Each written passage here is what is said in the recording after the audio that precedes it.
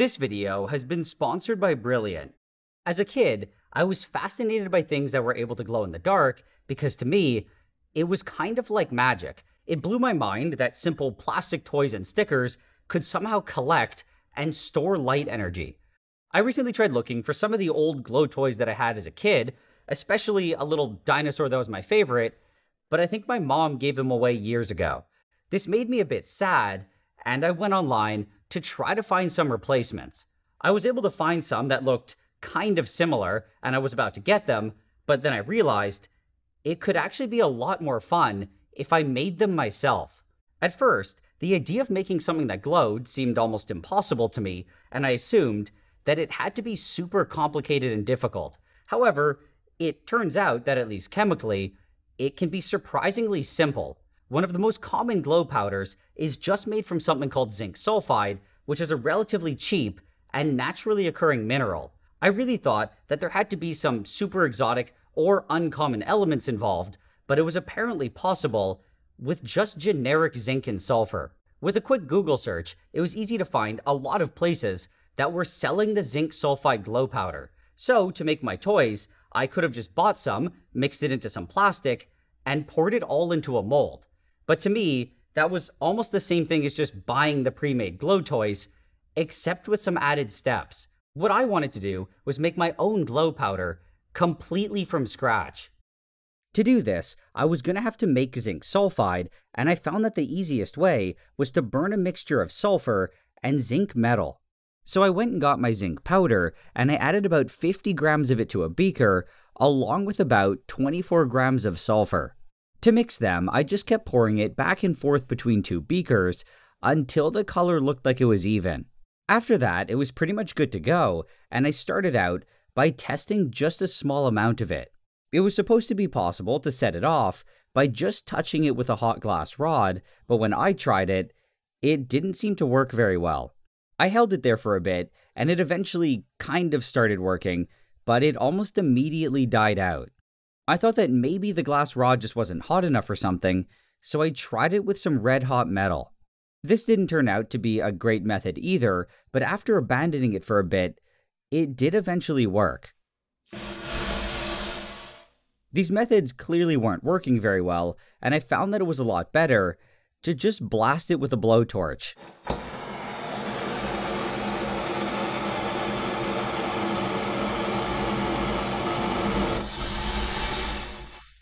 This made it way easier to get started, but it didn't fix the major problem that this method sucked. Regardless of the way that it was ignited, it always sprayed the zinc sulfide everywhere, and the zinc sulfide was also really impure. I knew this just by looking at it, because pure zinc sulfide is white, and this definitely wasn't some nice clean and white powder. The reason for this is that it's just not possible for these powders to react perfectly together, and in the presence of air, a bunch of it also reacts with the oxygen, and it just ends up being a mess. It was still very fun to do though, and I'd made a whole bunch of it, so I did it a few more times.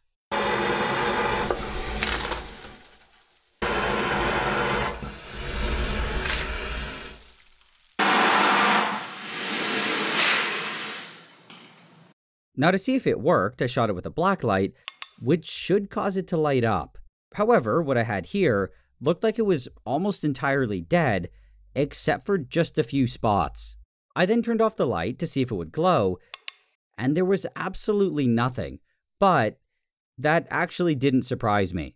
This is because, regardless of its purity, zinc sulfide on its own just isn't able to glow. To get it to glow, it has to be doped with a metal, and it's common to use things like copper or silver. The usual procedure is to first make the zinc sulfide, and then in a second step, infuse it with the metal, but what I had here was really bad quality. If I tried to dope a metal into it, it would almost definitely end up being a complete failure, and it was also so impure that trying to clean it up probably wasn't really feasible either. I did see a few videos though, where before burning it, a small amount of copper metal was mixed into the zinc and sulfur, and it kind of seemed to work. I figured that I might as well try it out myself, and it was almost exactly the same thing, that I just did. The only difference was that along with the zinc and sulfur, I also mixed in a small amount of powdered copper metal. Like before, I shot it with a blacklight, and I think it's safe to say that it wasn't a huge success. I don't even know how it's possible, but it was somehow worse than before. Despite this, I was still hopeful that some of it might glow, but no. My results here were definitely a lot worse than some of the videos that I saw, but they also weren't very surprising. I honestly pretty much expected it to turn out this way, because to make some actually decent glow-in-the-dark zinc sulfide, it's unfortunately a lot harder than just mixing some things together and lighting them on fire.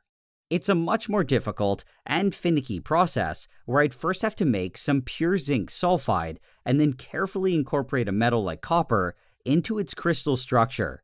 The biggest thing that makes this process so hard is that the zinc sulfide needs to be extremely pure, and even a very small amount of contamination from metals like iron can completely ruin the glow. So the first step was to make pure zinc sulfide, and the best way that I found to do this was to start with another zinc compound called zinc sulfate. The reason for this is that unlike the zinc sulfide is soluble in water, and it's much easier to purify. So the plan was to make some really pure zinc sulfate and then convert that directly into pure zinc sulfide. This whole purification part was based on a few videos that I saw here on YouTube, and it was pretty much the only decent method that I found. The guy was also apparently able to use the zinc sulfide that he made to make glow-in-the-dark powder, and it all looked pretty promising. Now, to get the zinc sulfate, it was thankfully really cheap and easy to find, and I was able to get a pound of it from Amazon for $13.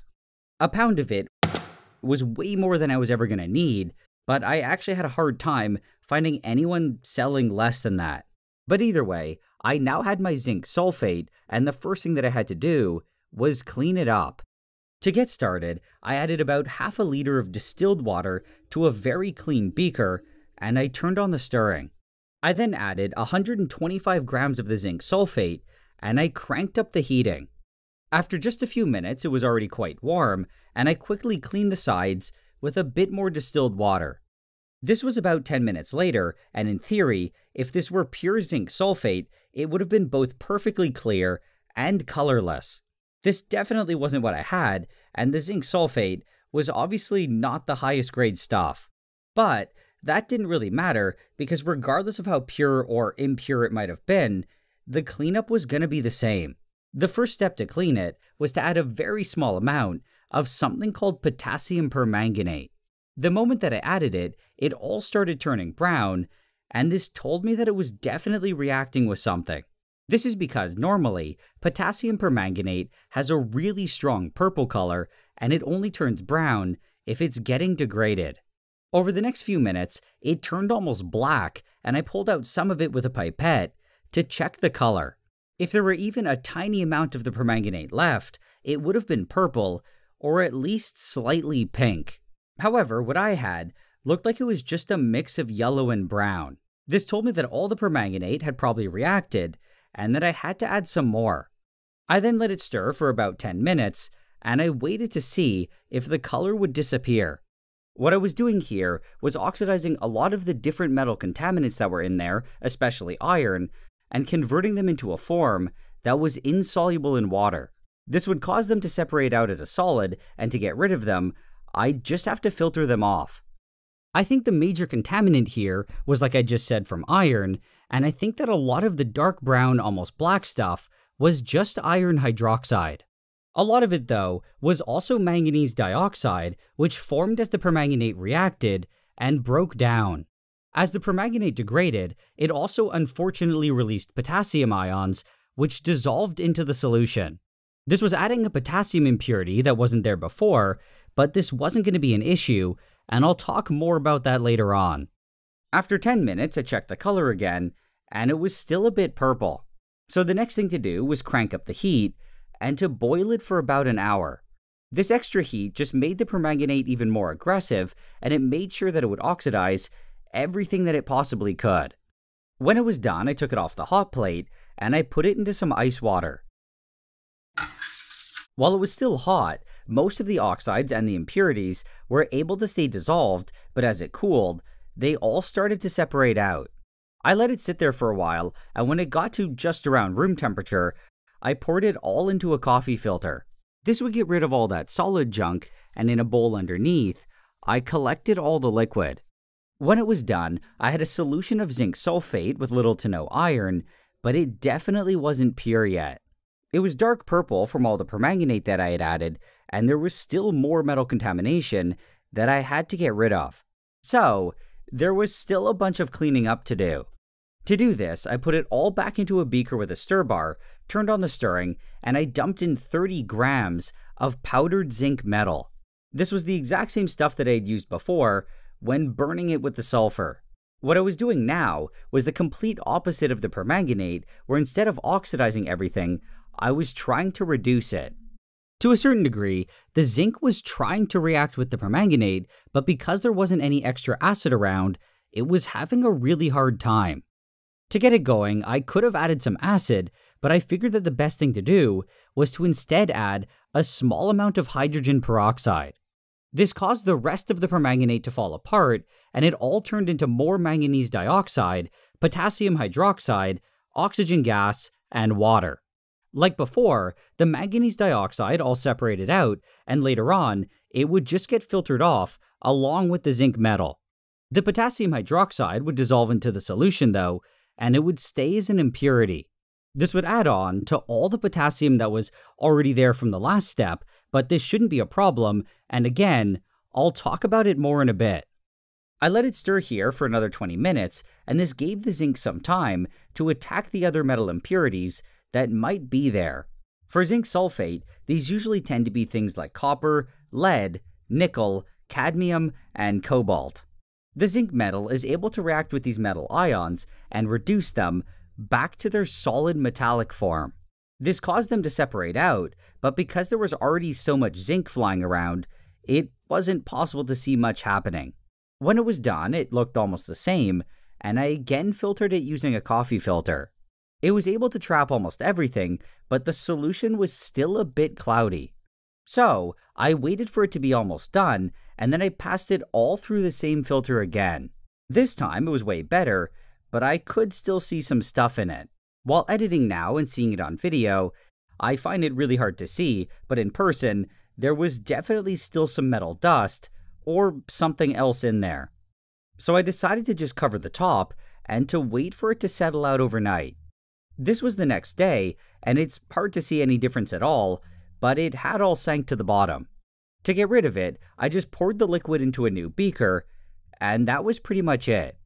What I had now was a very clean solution of zinc sulfate, and the only real contaminant should be from those potassium ions, which were all still there. Now what I had to do was convert this pure zinc sulfate into the zinc sulfide that I actually wanted. This was thankfully relatively easy to do, and I just had to bubble some hydrogen sulfide gas into the zinc sulfate. Unfortunately though, I didn't just have hydrogen sulfide gas sitting around ready to be used, and I was gonna have to make it myself. To do this, I had to go back to burning things like I did with the zinc and sulfur. However, instead of using zinc powder, I had to use iron. To prepare it, it was pretty much the exact same as before, except it was a different ratio between the iron and the sulfur. This mixture was also a lot more sensitive than the other one, and it could be easily set off by just touching it with a hot glass rod. I've done this reaction many times before, and it honestly has to be one of my favorites. I always find it oddly mesmerizing, and I really like the sound that it makes. It also generates a lot of heat, and you can sometimes feel it even from a few feet away. What was happening here was very similar to what we saw with the zinc, except this time, because it was with iron, it was making iron sulfide. This iron sulfide, unlike the zinc version, reacts really easily with acids, and I can make a lot of hydrogen sulfide gas by just dripping some acid on it. When it had cooled down, I used a small fork, and I broke it into some smaller pieces.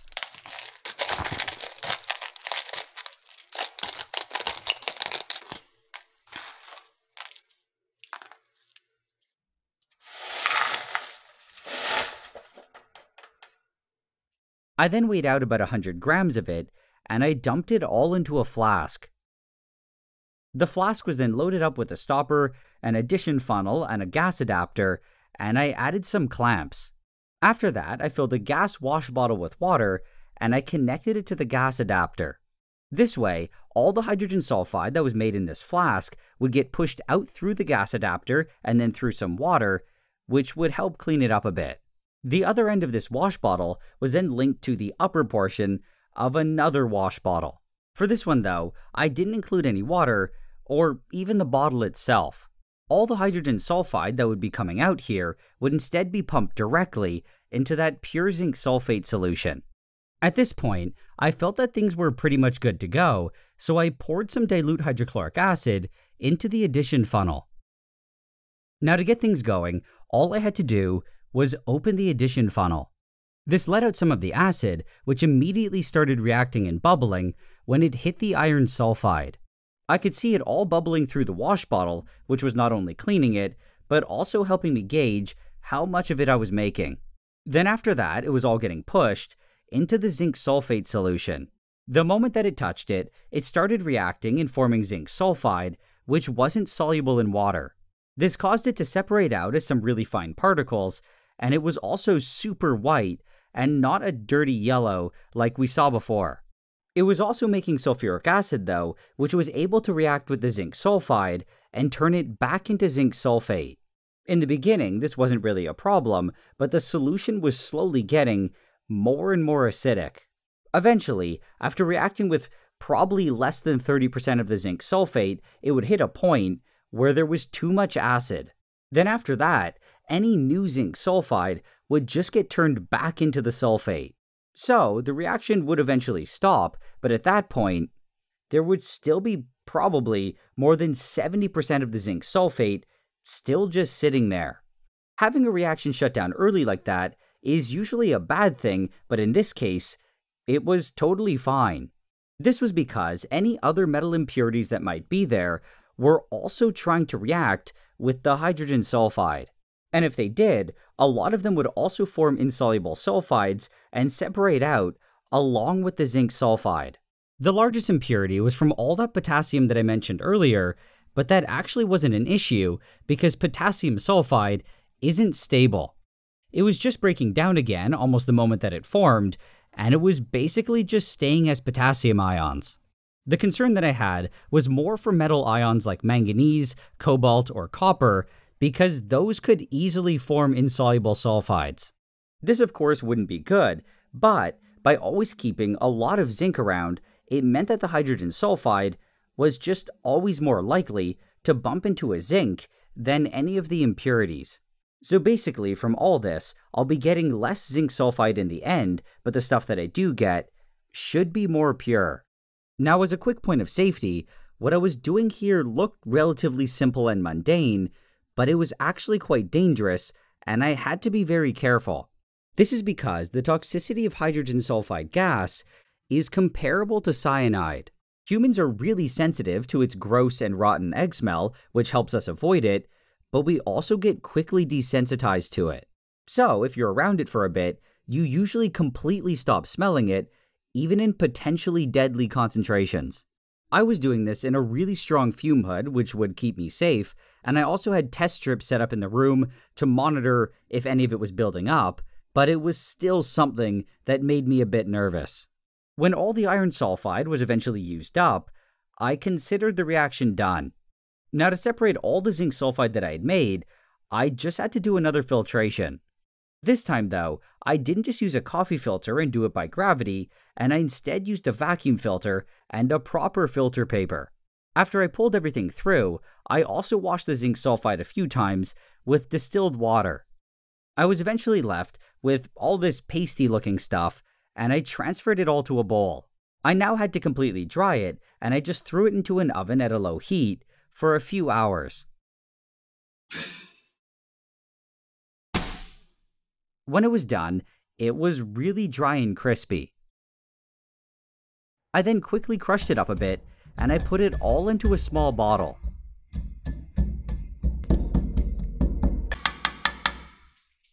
I went ahead and weighed it, and it was only 15.5 grams, where in theory, I could have gotten about 68.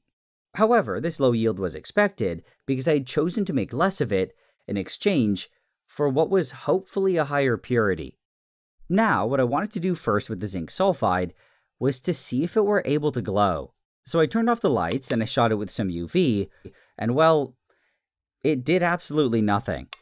But that was pretty much what I expected, because as we saw earlier, it doesn't work with just zinc sulfide. For it to glow, it had to be doped with a metal, and I had a few different options. The most common ones are silver for blue light, manganese for a reddish orange, and copper for green. I felt that it was important for my glow toys to have that classic green color, so I had to go with copper. For the doping process, I had never really done it before, but based on another YouTube video that I saw, it seemed to be relatively straightforward. The first step was to make a very dilute solution of copper ions, and to do this, I needed a water-soluble copper compound. It seemed like everyone went with copper sulfate, so I did as well, and I found some supposedly pure stuff on Amazon. It said that it was 99.9% pure, and it also wasn't very expensive, and it arrived a few days later. Even though it said that it was pure, I assumed that I was gonna have to clean it up, but when I opened it, it did look really pure. It was all still crystalline, and for almost any other project, I would have just used it immediately, without any second thoughts. But for this one, as I've mentioned many times already, even an extremely small level of contamination from other metals like iron could completely ruin everything. I really wanted to just say screw it and use it right away, but there was a very real chance that it could destroy all the zinc sulfide that I just spent days making.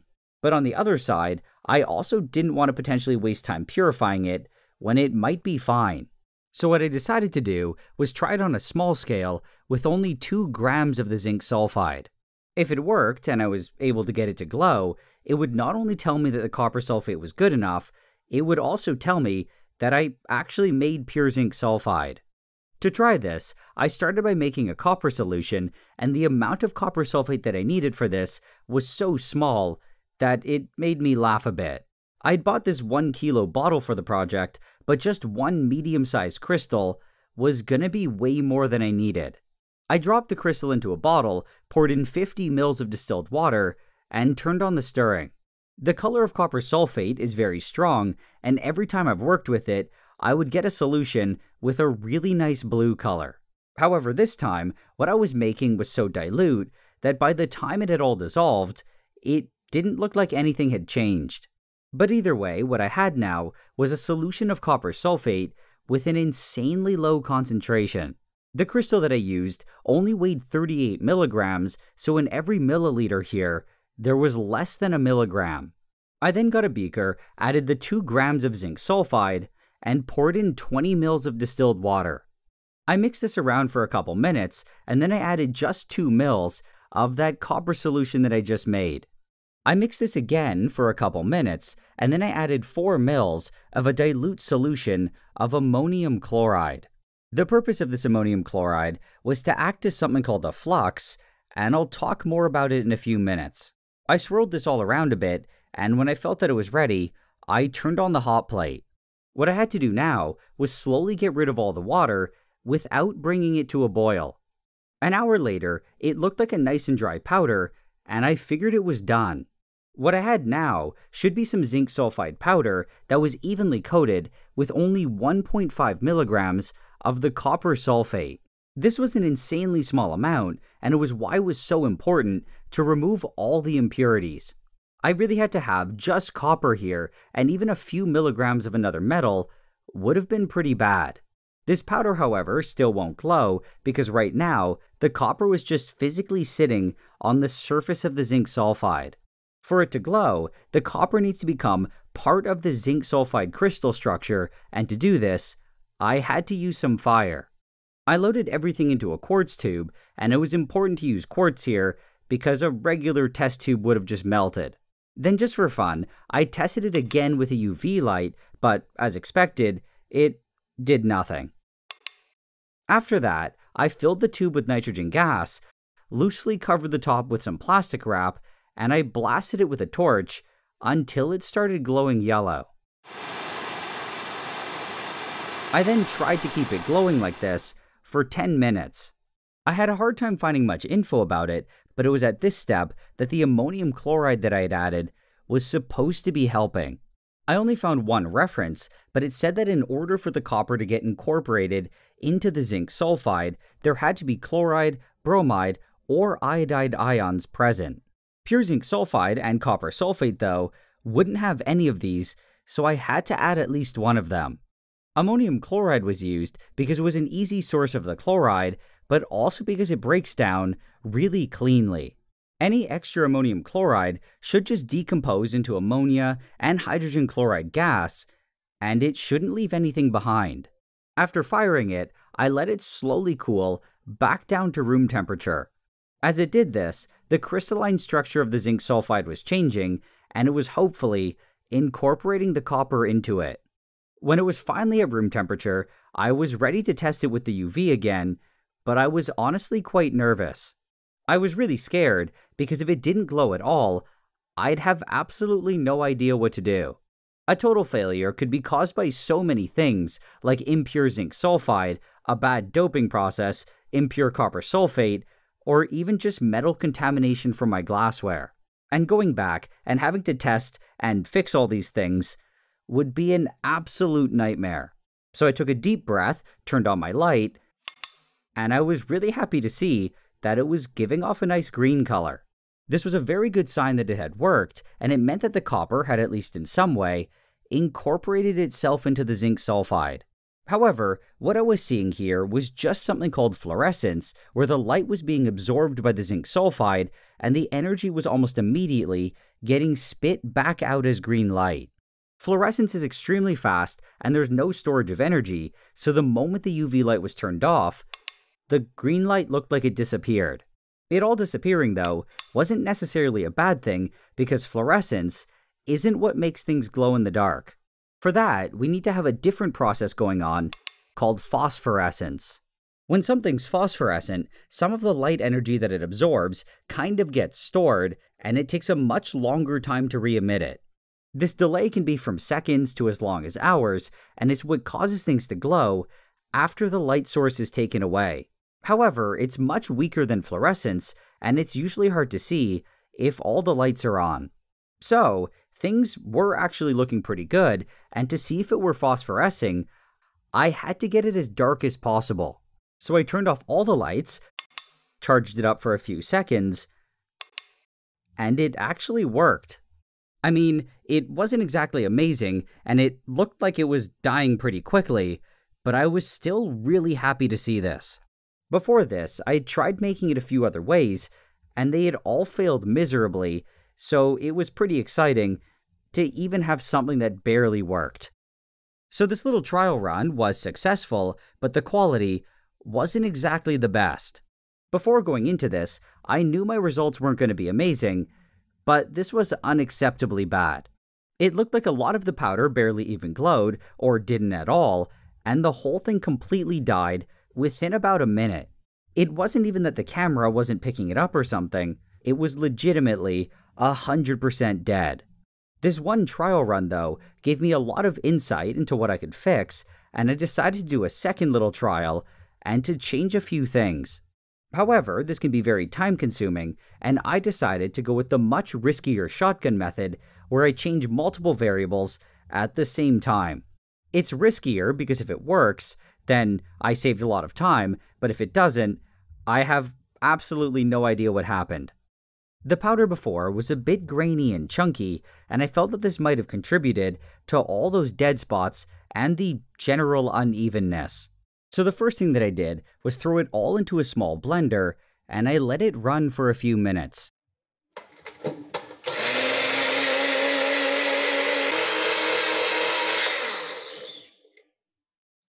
After doing this, the powder was definitely a lot finer, but while I'm editing this now, I noticed that it kind of looks the same on camera. I then started the whole doping process, but I did it on a smaller scale this time, and I used 1 gram of the zinc sulfide instead of 2. I also didn't include any ammonium chloride, even though just before I said that it was important, and I'll explain why in a minute. The rest of the drying part was about the same, and I loaded it all into a clean quartz tube and filled it with nitrogen. A major issue with the other run was the complete inability to heat it evenly. So this time, I put it into this little paint can forge thing that I made for another video when I was refining gold jewelry. This let me use 2 torches at the same time and to heat the tube a lot more evenly. Now, based on what I said before about the ammonium chloride, it would be reasonable to assume that this step wouldn't work without it. However, in that same paper, it said that it was possible for it to still work if there was instead just a bit of zinc oxide present. I hadn't added any zinc oxide, but during this firing step, a small amount of it was definitely being made. I had added nitrogen to get the air out of the tube, but there was for sure still some oxygen in there that was reacting with the zinc sulfide. Also, nitrogen's lighter than air, and it was probably just floating out anyway, and some air was probably getting back in. So, it was very possible that the zinc oxide was just being made on its own, and I didn't have to add anything. I really liked this idea of not having to add anything extra, and I was also a bit worried that the ammonium chloride that I used might have not been pure enough. So, I figured I'd just try not adding it at all, and if it turned out to be a total failure, that would probably be the reason. I blasted it for 10 minutes like before, let it cool down to room temperature, and then dumped it all out. When I tested it, not only did it actually work, it also looked like it was better than before. So, this shotgun method actually seemed to work out, and it didn't end up being a complete waste of time. I then did a side-by-side comparison with the first run, and this one was definitely better. It not only had a much brighter initial glow, it also lasted a lot longer. However, I still felt that it could be better, so I tried one last time to improve it. For this run, I did everything in the exact same way as the second one, except I heated it for just 5 minutes instead of 10. I wanted to try this because I thought that maybe the zinc sulfide was being exposed to a bit too much oxygen. It was good to be reacting some of it, but it was almost definitely bad if I were turning too much of it into the zinc oxide. The result of this was even better than before, and it was both brighter and able to last a lot longer. The camera didn't pick it up very well, but I could see that this one was still clearly glowing after the other two had completely died. At this point, I felt that the result was good enough, so I treated the rest of the zinc sulfide in the exact same way that I did for this third attempt. I was able to fire all of it in just 2 large batches, and once it had cooled to room temperature, I dumped it all into a bottle.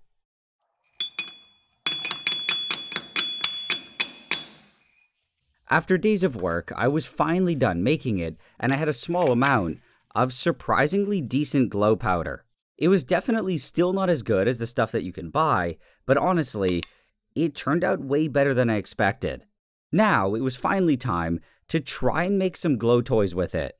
And to do this, I just had to mix this powder into some plastic resin and then pour it into a mold. I still had a bunch of epoxy plastic mix from when I tried to make transparent wood a few years ago, and I figured that was fine to use here. For the mold, I went on Amazon to try and find something interesting.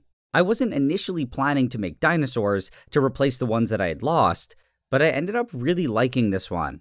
At first, this was the only one that I was going to get, but then I found this, and I just had to buy it. I don't really know why someone else would want it, but it's apparently used to make small decorations for cakes or something. I personally didn't think that it was the most attractive mold, especially to put on a cake that you were supposed to be eating, but maybe that's just me. But regardless of that, I was kind of excited about it because I could make some creepy glowing babies. Both the molds arrived a few days later, and I was ready to get started. The first thing I did was add 20 mils of part A of the epoxy, along with a random amount of the glow powder. I had no idea how much I actually had to add, but I added almost all of it because I wanted the glow to be as strong as possible. I mixed it all up, and then I ground it until it looked nice and even. After that, I pulled it all out, and I transferred it all to a beaker. I then added 40 mils of the part B of the epoxy, and I mixed it until it started to thicken.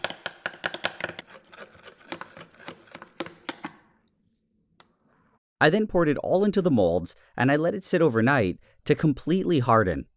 The next day, I popped them all out of the molds, and they looked like they turned out pretty well. Now to test them and see if they actually worked, I charged them up with my blacklight, and they were definitely glowing. My only issue was that the baby wasn't as creepy as I thought it would be, and it also looked like it had a beard for some reason. But besides that, I was really happy with how everything had turned out. These glow toys seemed to be as good as the ones that I had as a kid, and you could see them pretty clearly in the dark for at least several minutes. However, I should mention that since I was a kid, glow-in-the-dark technology has improved a lot, and there's now something that's much better than zinc sulfide. For a long time, zinc sulfide was the only thing available, but now we have strontium illuminates, which can glow 10 times brighter for 10 times longer. The major downside to them is that they're much more expensive, and as far as I know, I think they're a bit more difficult to make. I do plan to try to make it eventually, but for now, I'm happy with these zinc sulfide-based toys, which are kind of crappy, but also very nostalgic. Now, it might not seem like it, but this project was really time-consuming, and it took me over a month to put it all together. Normally, I'd try to post one video per month, but this kind of messed up the schedule, and I ended up completely missing April. What I'm very thankful for, though, is that because this video is sponsored by Brilliant, I didn't have to stress too much about having to post something, and I was able to take all the time that I needed. The last time that I spoke about Brilliant was a few months ago, and since then, I've been using it pretty regularly. Brilliant offers a lot of mini courses in things like physics, chemistry, and logic, and they do it in a way that I think is fun. All their lessons are interactive, but what I like the most is that they're concise, and they don't overwhelm you with too much information. The courses are also chopped up into many small sections, so there isn't a huge time commitment. I have a few courses that I'm working on, and I'm still progressing, even when I just go on randomly whenever I get the chance. But with all that being said, I really do like Brilliant, and if you're interested in learning something new, I definitely recommend trying them out. They also have a totally free version that you can use to sample the courses. If you like it, you can then get the premium, which offers a lot more materials and features. Also, if you use my personalized link, brilliant.org/NileRed, they're offering 20% off on premium for the first 200 signups. But anyway, I hope you guys enjoyed this video, which ended up being way longer than expected, and I'll see you on the next one. As usual, a big thanks goes out to all my supporters on Patreon. Everyone who supports me can see all my new videos at least 24 hours before I post them to YouTube. You'll also get access to all the older videos that I had to take down, and if you support me with $5 or more, you'll get your name at the end like you see here.